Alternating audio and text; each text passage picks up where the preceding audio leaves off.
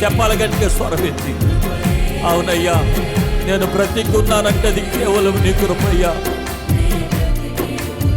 ఎందుకు పనికి రాని నా బ్రతుకులో నీ కృప ఎంత గొప్పది తండ్రి.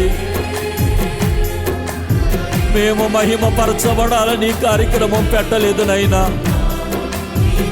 నా జీవితంలో నీ కృపను జ్ఞాపకం చేసుకొని నిన్ను ఆరాధించాలని, నిన్ను మహిమపరచాలని ఈ కార్యక్రమాన్ని ఏర్పాటు చేశాం.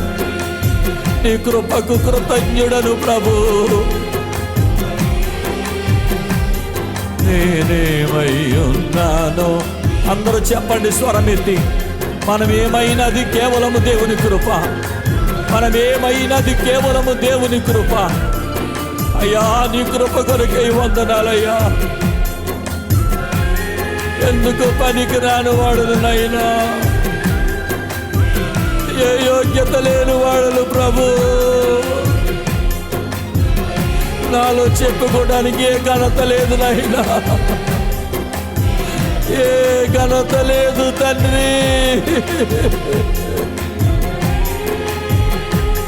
ఇది కేవలము నీ కృపనైనా, నీ కృపనైనా.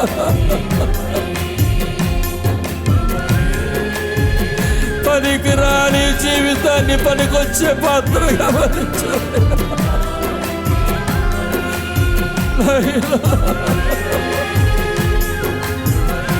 నీకు వందనాలు యేసు.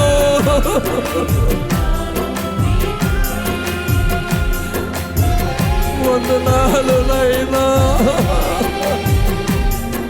వందనాలు నైనా.